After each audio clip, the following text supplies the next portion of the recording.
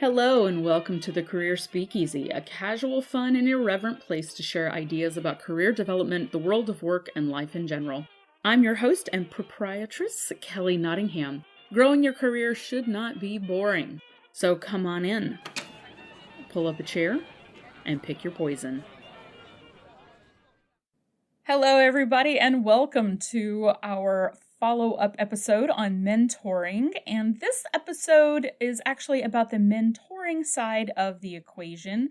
We did menteeing in the last episode. Thank you again to listener Joshua for this topic. If you have any suggestions, please hit me up with your ideas for topics at careerspeakeasy@gmail.com. So I'm going to just go ahead and jump right in. For those of you that are listening to this podcast, I am assuming that you are potentially interested in mentoring, or you do definitely want to mentor. Maybe you have done some mentoring and you're hoping to improve your mentoring skills. I would recommend that you listen to the Mentor Me podcast episode, which was last time. It contains a lot of useful information that as a mentor, you will be able to apply to your side of the relationship. Now, today, we're going to be glancing over at a very high level some of the topics in that episode and dig in much further to mentor-specific topics, including the following: what mentoring is from the mentor's side, best practices for mentoring, and how to find a mentee.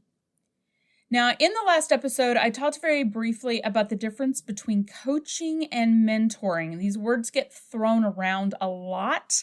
People use them a lot of times interchangeably, but there is a difference between the two.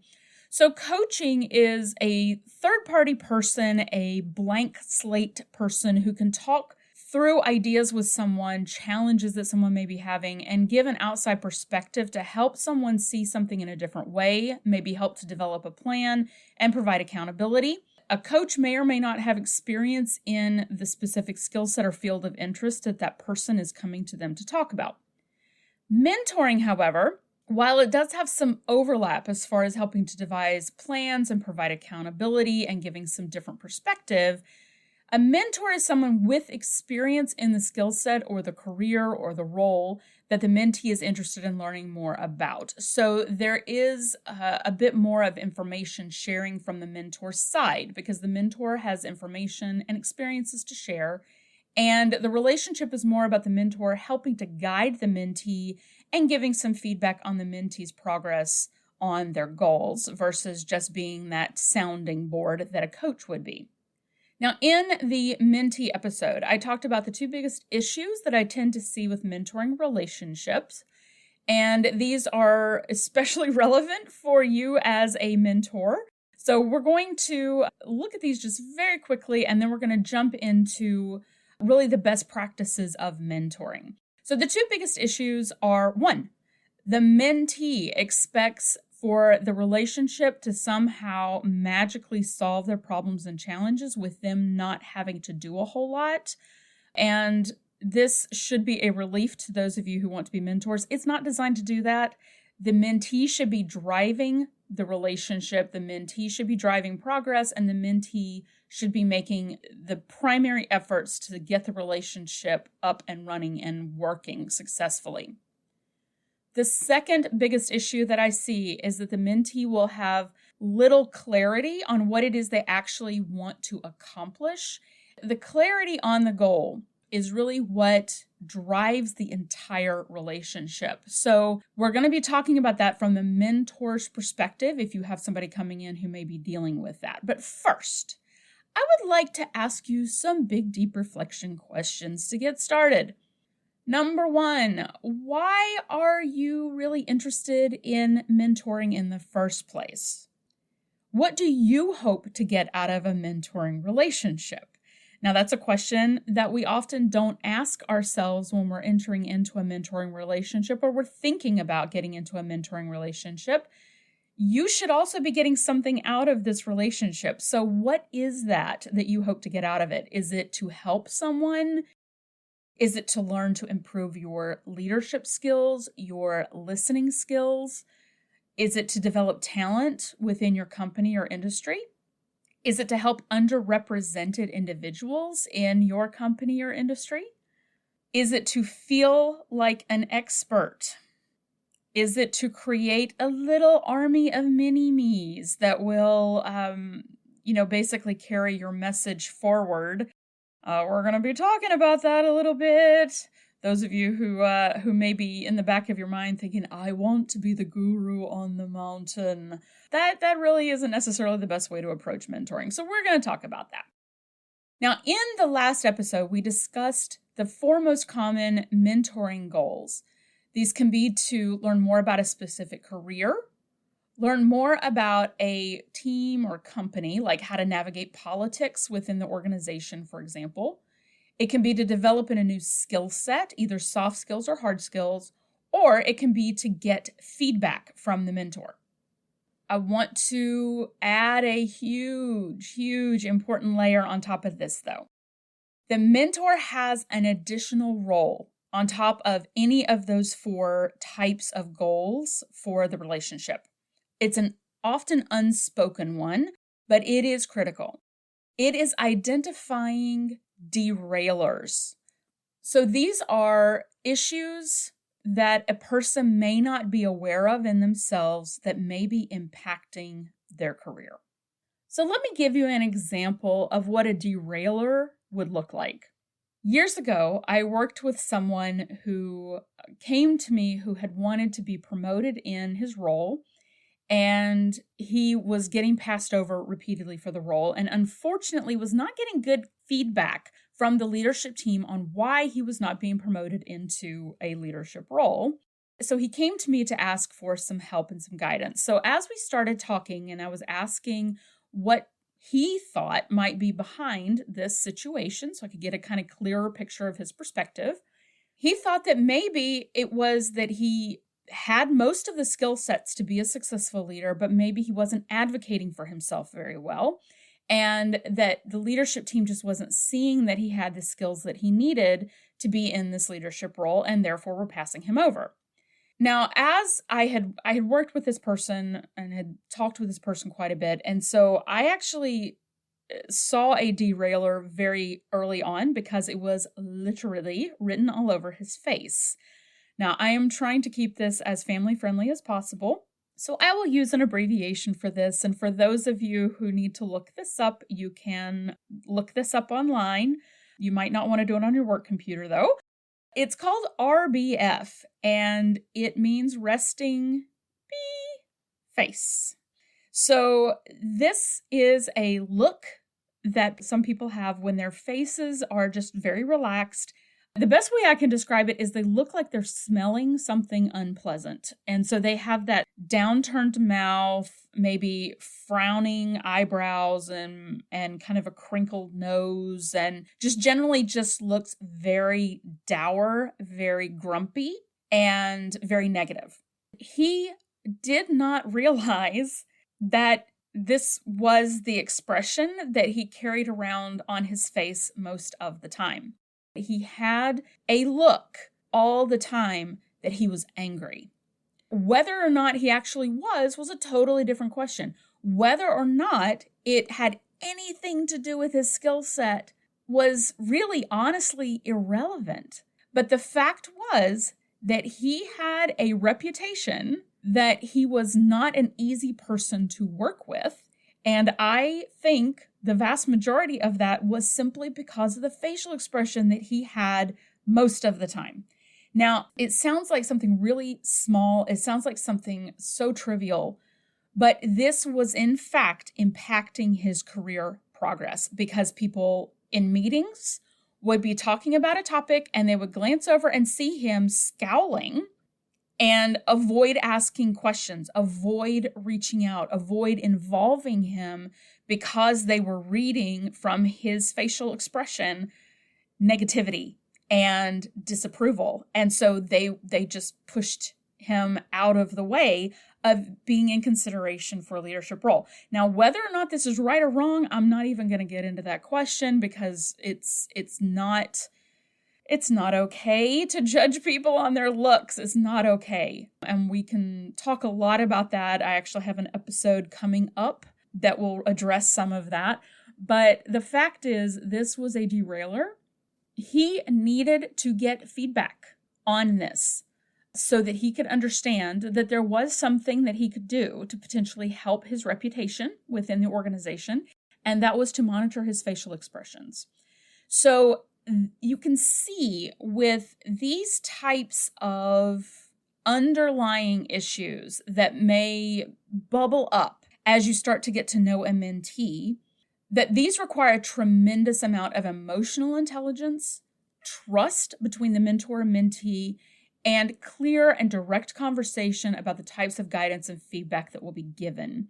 It may also require some really creative approaches from the mentor. So things like videotaping the person during a conversation to give them a picture of this is the face that you're making right now, or even simply holding up a mirror every once in a while when you're having a conversation with the person so they can self-monitor. This takes a lot of trust.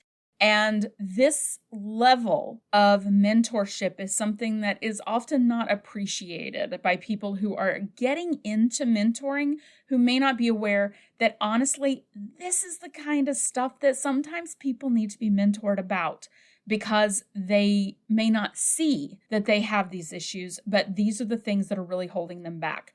Some other issues that may come up, derailers that may come up for people, things like confidence.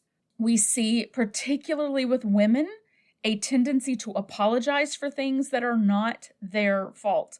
That perceived lack of confidence that can come out when someone apologizes all the time at work can impact their career. Delays on decision making or having a hard time making decisions and standing behind them. These are the types of things that are very subtle. They are difficult to identify when the person is trying to identify issues within themselves sometimes. And often they will think like, that's just the way I am, without realizing that there are actually activities and goals that they can set around helping with those things. So for the mentor, this means that responsibilities for a mentor go far beyond just here are the skills that you need to be able to be a successful project manager. It means that the mentor has to flip that switch of emotional intelligence, actively listening, and really helping this person dig deep to solve issues that may derail their career that they may not even know are there. So I hope that this hasn't scared any of you off yet. These are deep things. These are deep topics to be discussing. But as a mentor, these are wonderful gifts and opportunities to help someone that if they are willing to get this feedback from you, and there may be mentees that just aren't willing to go there with you yet, and that's okay too. But these are gifts that you would potentially be able to help somebody with. So I just wanted to bring that out as we get ready to talk about best practices for mentors, for you to think about maybe a different way of looking at that mentoring relationship, that it's not just about skill sets, it's not just about career pathways, it can also be identifying some of those challenging derailers and helping the person to set goals and activities and accountability around those things. Okay, number 1 is making sure that there is a clear goal setting process and accountability in the relationship. Number 2, building boundaries so the relationship takes up the appropriate amount of time and energy. Number 3, letting the mentee drive the bus of the relationship. And number 4, we've talked about this, be willing and able to help with those derailers. So, for number 1, making sure that there's a clear goal setting and accountability process. Many mentees are going to need help with goal setting from you. This is new territory for many of them, and they may end up setting either extremely grandiose goals or very vague goals. They may need help setting goals that are manageable, that are achievable, and that are within their sphere of control. So if you have someone coming into you who wants to, say, be better at public speaking, there will need to be some clarity around what it means to be better at public speaking. Sometimes they will come to you with a goal that's not within their control. One time I had someone come to me with a goal of getting promoted within the next year. I was concerned about this goal because so much of that goal was outside of this person's control. Whether a job even opened up, there might not be an open position that they could get into. There may be other people already in line for that promotion. So I asked her to think about instead, what would it take for her to get promoted? What does she need to do to get ready to be promoted or to be the best candidate for promotion? And she said, well, I need to be able to do this. I need to be able to do that. I need to be able to manage budget. I need to be able to show that I can run a project. And I said, okay, let's build your goals around those things because those are tangible, manageable, and achievable goals that are within her control. So goal setting for a lot of mentees may be the first full big mentee mentor meeting that you have is all around getting clarity on that goal. One thing you can do is create a type of pre-assessment or a self-rating. It doesn't have to be anything complicated for how they think they're doing now in a given skill set or in a given area of knowledge that they're interested in learning about. What do they want to learn? And then you can use that same rating scale throughout the relationship and let them rate themselves to see how they're doing on their progress. That will help to keep that goal in front of mind, and it will help both of you to see progress that's happening in the relationship and see maybe if you're deviating off a little bit and you need to be pulling back in toward that center goal. Keep the relationship like a professional project. If you were charging for your time, and if that person were paying for your time and input, would the project be considered a success or is it floundering? Again, keeping track of that main goal in mind will help with this. Taking incremental steps to get to that goal will help with this. Another key point of clear goal setting and accountability is recognizing that what you allow is what is going to continue. So set expectations early for what you agree upon as a good arrangement for meeting cadence, communication methods, reporting in on progress. Set those things very early. If you can, at the first meeting, they need to be discussed very, very early. Because otherwise you may slip into a much more casual conversation that doesn't actually move the mentee's goals forward. You can do a mentoring agreement, a simple document that lays all of this out so both of you are clear. You can even do it on email, just so both of you are clear on what the arrangement looks like and what kind of progress reports that you expect, how you're going to communicate, so that the accountability is built in from the very beginning. All right, so that's setting a clear goal and accountability. Now, next up, builds on that last topic we talked about with what we allow is what will continue. The next topic, best practice, is building boundaries. So the relationship takes up an appropriate amount of time and energy.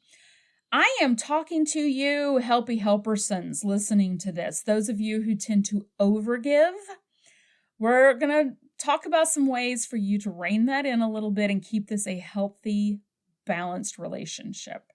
This is really all about recognizing where your relationship ends and where your responsibilities in that relationship end, and where the mentee's responsibilities for the relationships start.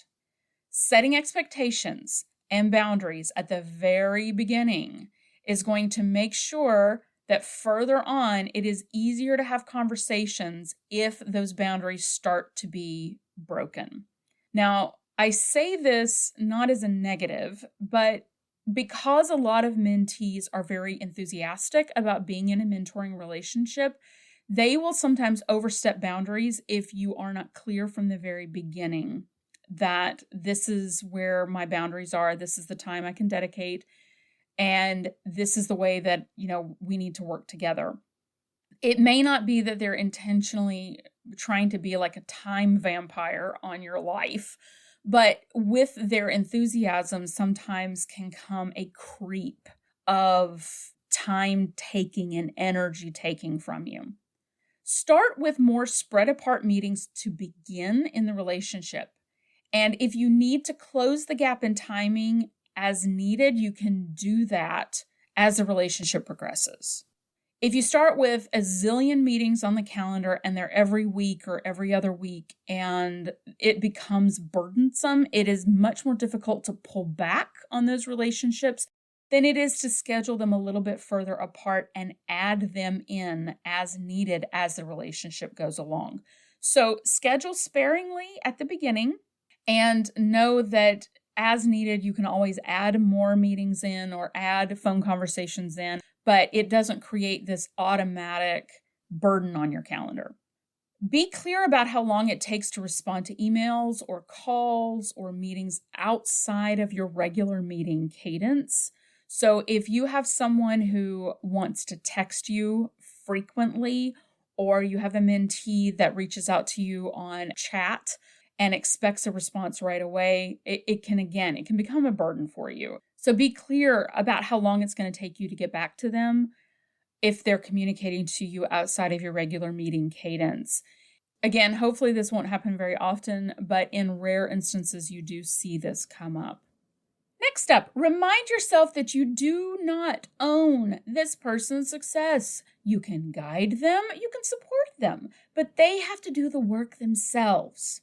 And this goes into the last of our building boundaries best practices, which is this. Don't invest more into the relationship than the mentee does. So, for example, you're prepping for meetings with them. You have a list of books that you would recommend to them, and they're forgetting to come to meetings, or they're not implementing anything that you are recommending, or they're not doing anything. They're just coming to the meetings, they show up, and they expect you to carry the burden of the relationship. If you find that you are investing more in the relationship than the mentee is investing in their own career development, then it is time to go back to that beginning agreement that you had about who is responsible for what.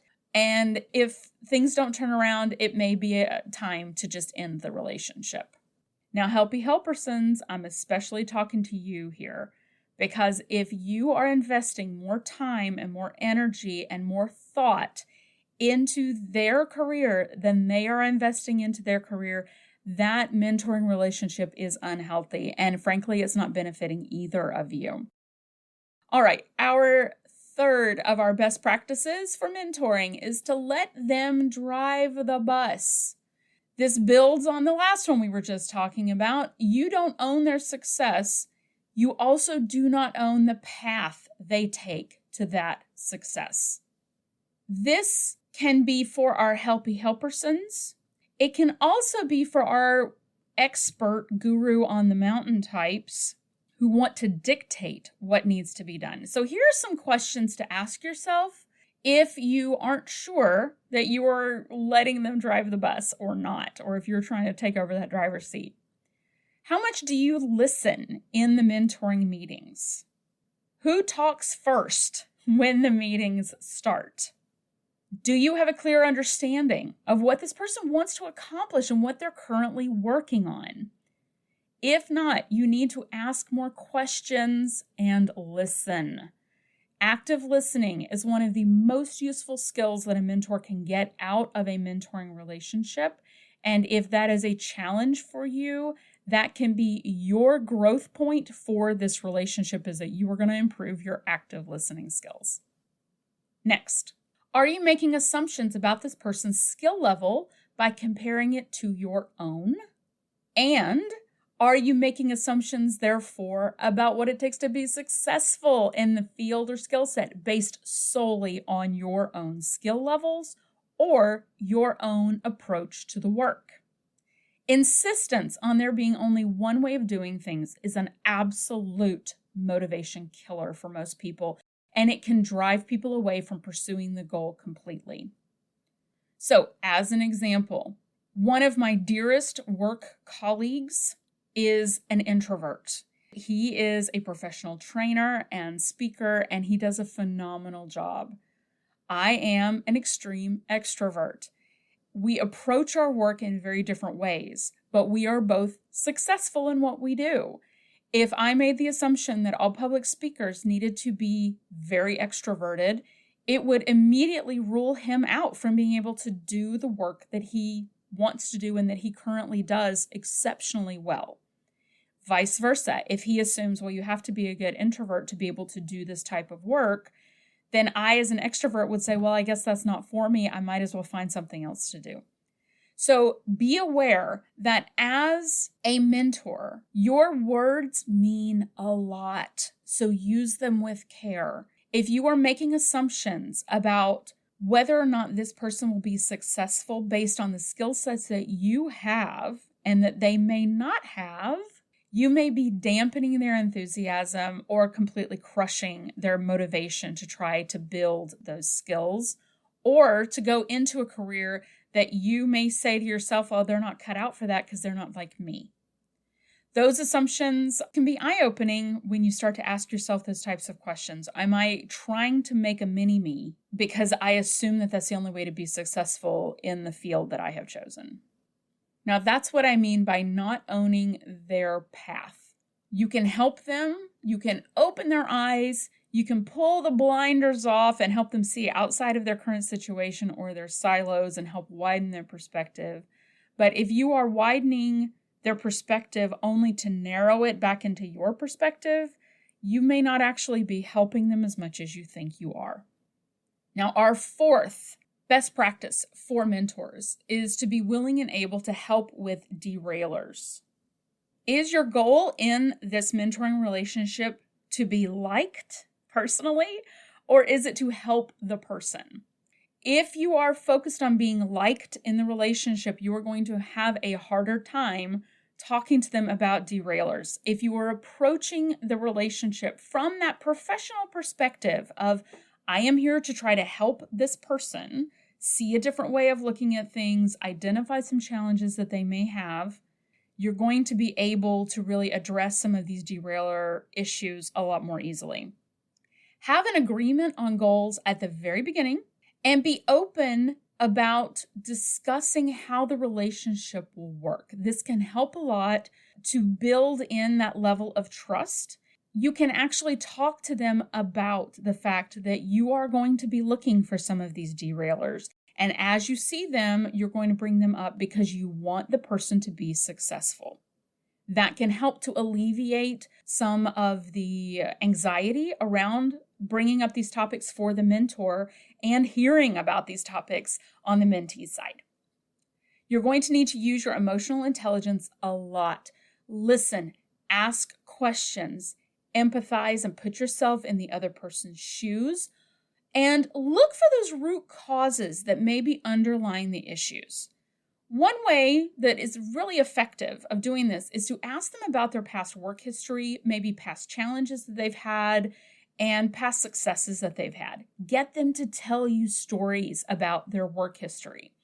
You're going to begin to see patterns that can help you with identifying these derailers very early on. So those were our 4 areas of best practice for mentors. I'm going to run through those really quickly again. Make sure to set a clear goal and accountability early on in the relationship. Build boundaries so the relationship takes up an appropriate amount of time or energy.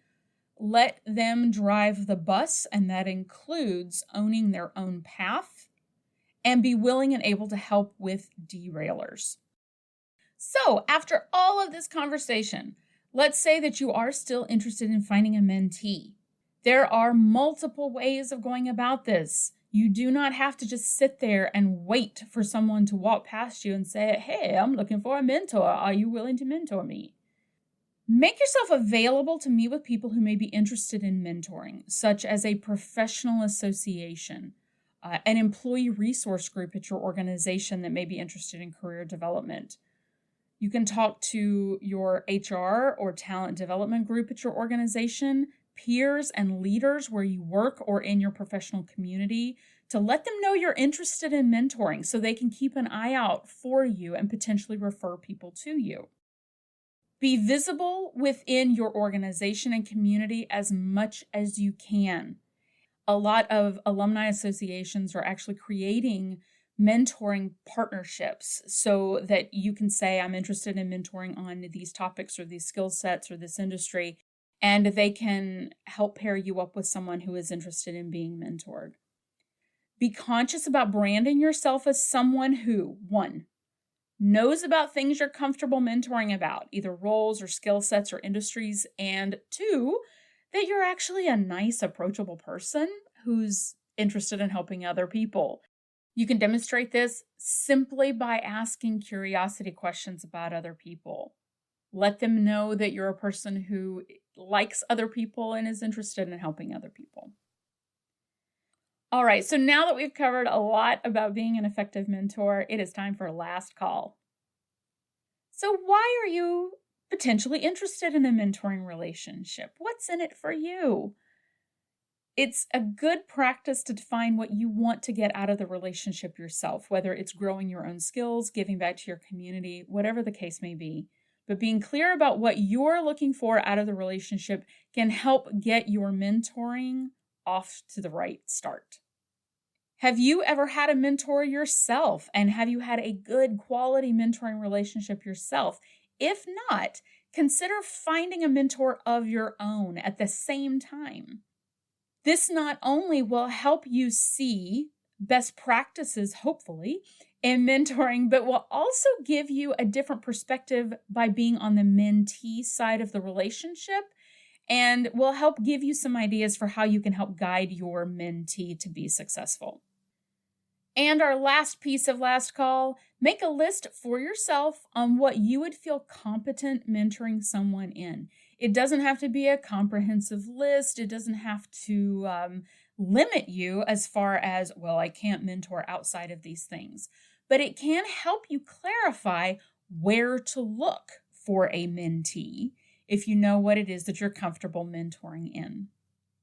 So that's it for this episode on effective mentoring skills. I am excited for those of you that are interested in jumping into a mentoring relationship. I would love to hear from you if these tips have been helpful for you, if you are getting into a mentoring relationship or you are in a mentoring relationship right now. Please reach out to me at careerspeakeasy@gmail.com, and we will talk again soon. Bye. Well, thanks for joining me.